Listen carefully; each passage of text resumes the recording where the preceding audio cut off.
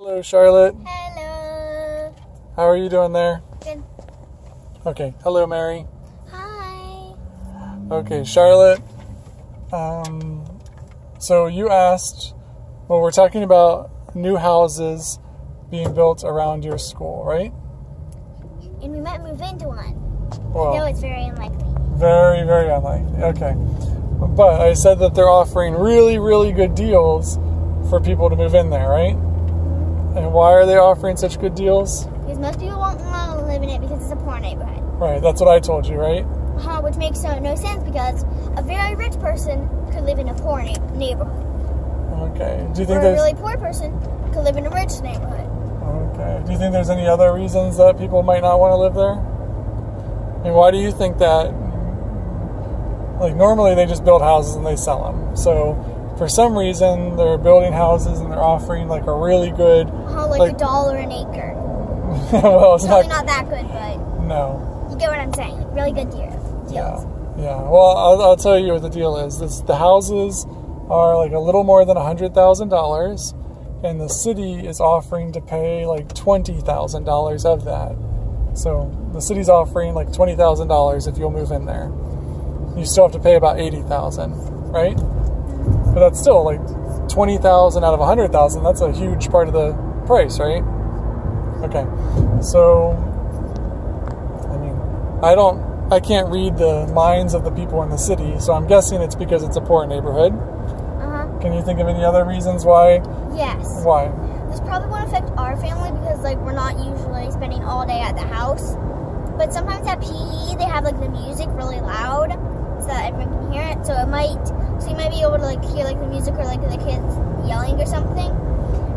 So because the neighborhood is right next to the school that I go to. That you go to. Go Lincoln. So you think maybe they have a hard time selling those particular houses because people don't want to live next to an elementary school because little kids are loud and obnoxious. But it probably won't affect our family very much because we're not usually like spending all day at home. And like it's not like you would hear like yelling sound, like yelling, but like you'd probably just hear like if you're inside the house, you probably just hear like of the music. You'd probably just hear like a very faint outline. Like this. Well, plus you'll be in school when the kids are in school making noise. And Mom and you would be at work, and Mom and Hudson would probably be off doing errands. Because that's what Mom does all day. We're going to play dates for Hudson. Okay.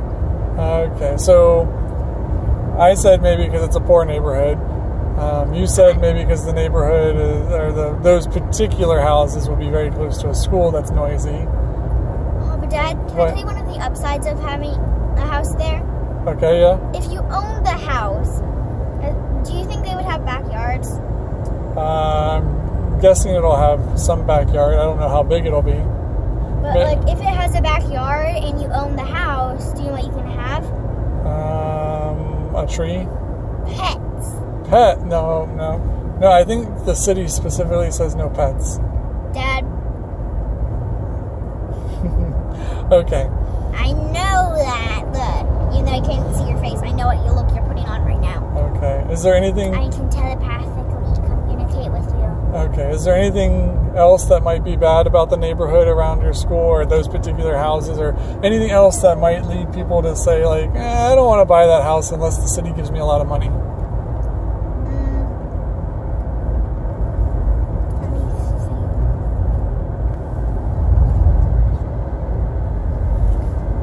see. Maybe you're not very close to downtown or like any of the restaurant area, so you'd have to drive further to get to other places. Another good thing is if your child goes to school at Lincoln, in the mornings, you can just like sleep in a lot or like longer. Or if your child wakes up early and doesn't care about sleeping in like me, then they'll have more time to like play and like get some of their energy out before going to school and like bouncing around the room like a ping pong ball. That sounds like a good thing. And also, you have longer to get ready because it'll probably only take you like 1 or 2 minutes to walk to school. And adults, they can just like stay they can just stay, like, if you have older kids like me or Kira, like, even if you have younger kids, you can do this. Just make sure you have, like, an older kid to walk with them. Yeah. Like, you can just stay sleeping all morning, and then, like, the older kids, like, you'll set a time. Older kids, since I can trust you, don't leave before it's light, before 7 o'clock. If it's dark outside, or if it's really cold, or, like, say, like, if it's dark outside, or it's below, say, like, 70, or, like, below, like, 50 degrees, wake me up and I'll drive you there. But otherwise, big kids, make sure everyone's ready by 7:30, and then near 7:30ish, walk to school with the little kids. So, like, you can just sleep in and let your big kids do all the work. I like that idea. Okay, so we've said some things about the neighborhood. If you were describing the neighborhood to somebody, like, let's say somebody else was heard about this deal, and they said, hey, I heard there's some good deals on some houses in Lakeland. Can you tell me about the neighborhood? What would you tell them? Like, the neighborhood around it? Yeah, like if they wanted to know about the neighborhood the houses are in. Okay, so, like... Because usually if people are looking for houses, they want to know about the neighborhood. Okay, yeah, like, the area around it is, like, it's a pretty neighborhood. But, like, the houses aren't, like, big houses with huge backyards. But then, yeah, they're not, like, tiny shacks with tin roofs and wooden sides. So, like, they're not, like, grand houses, but then they're not, like, little shacks. So, like, they're somewhere in the middle. Somewhere in the middle, okay. Anything else that you would tell them about the neighborhood? I mean, what?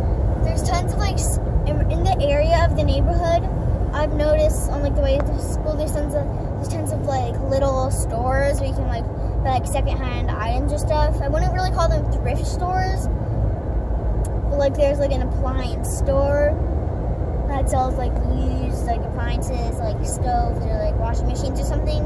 Okay. I think that's what it sells, at least. I think so, yeah. Is that good, bad, and is it just something?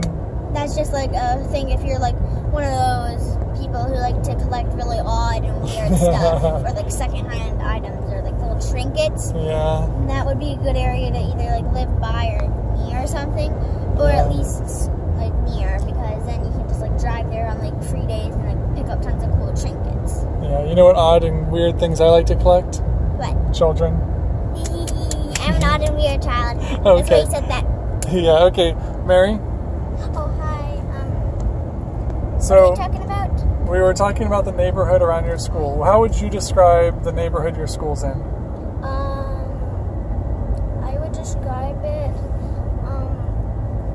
because that it's, a poor neighborhood, and the neighborhood... And that's probably only because I said that, right? Yeah.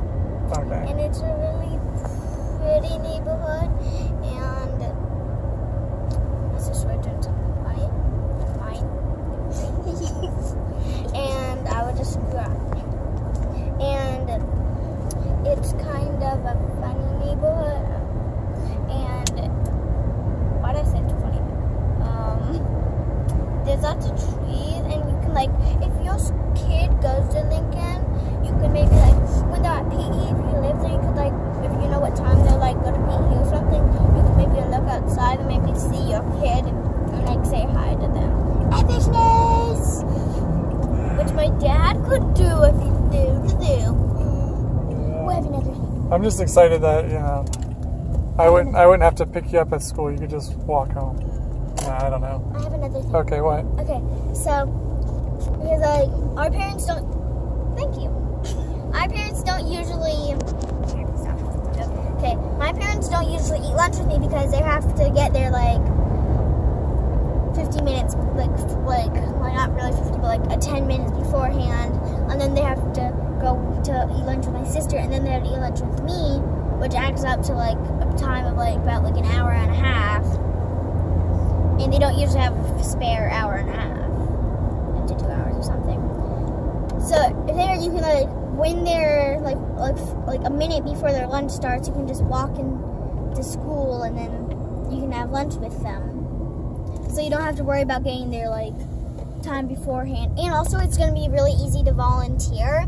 Sorry, my head went on. Okay, it's really easy to volunteer because you don't have to like get there you don't have to start driving an hour before you plan to get there just to make it to the school on time. So you can just when it's like 5 minutes before it's time to get there, you can do that. Cool. Okay, anything else either of you want to say before we wrap up? Yes. I like ice cream. You like ice cream? I have Okay. nothing. Right. Dude, read Harry Potter if you're not already reading it. Harry Potter's bad. I have Hermione's time turner actually, so read Harry Potter. Okay. Bye. Bye.